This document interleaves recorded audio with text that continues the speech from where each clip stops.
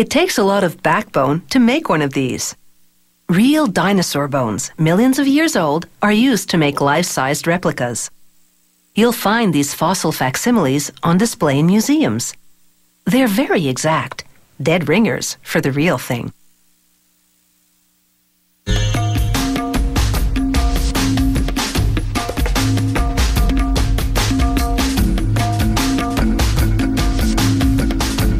The dinosaur looms large once again, brought back to life thanks to an evolution in casting techniques. Building these replicas is a job that can involve both high-tech know-how and hands-on skill.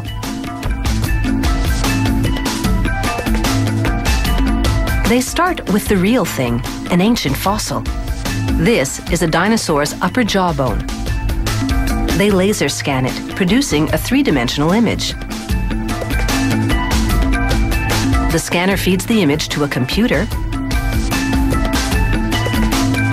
Then it's time to go to print. But this isn't an ink and paper job. This tray is filled with plaster powder.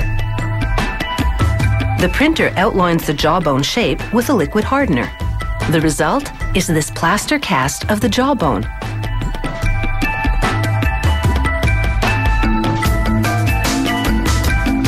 There's a more traditional way to make a fossil replica.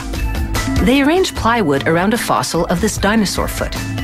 Then they lay sheets of clay on the wood and press it to the dinosaur bone.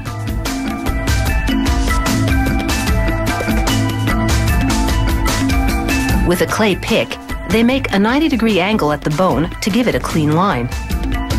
Using more clay, they build a spout and a riser at one end of the bone. They etch an ID number into the clay.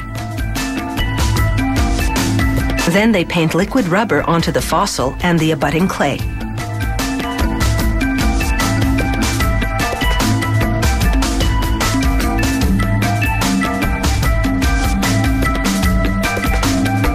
They place fiberglass sheets on the rubber, wetting it down with a polyester mix first.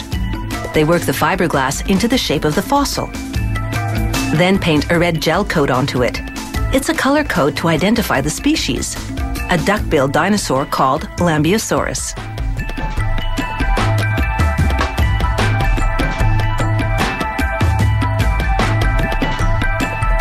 Now they have one side of a mold. When both sides of the mold are fabricated, they pair them up, and this fossil mold is complete.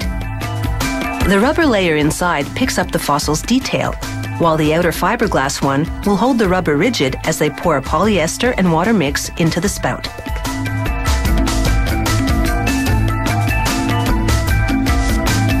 It takes 45 minutes to harden.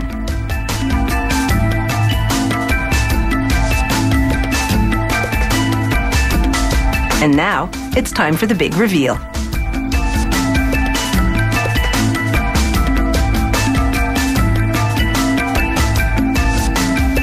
It's an exact replica.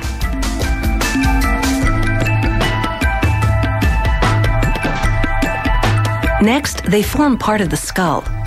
They make this part with hollow fiberglass instead of solid polyester. This will ease the load on the steel framework later.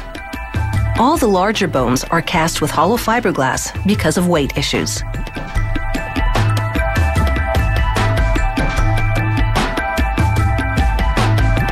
This is a mastodon head.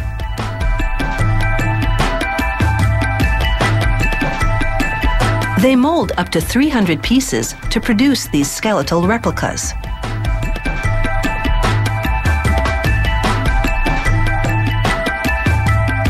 On one side of the skeleton, they literally flesh out some details. They sculpt scales onto a clay-like fill to demonstrate how a dinosaur would look with some skin. The other side remains bare bones, to give the viewer an inside look. A little glue completes the spine work. Then they mount the skull.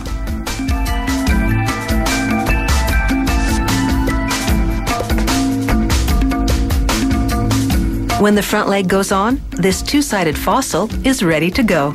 It's a real museum piece.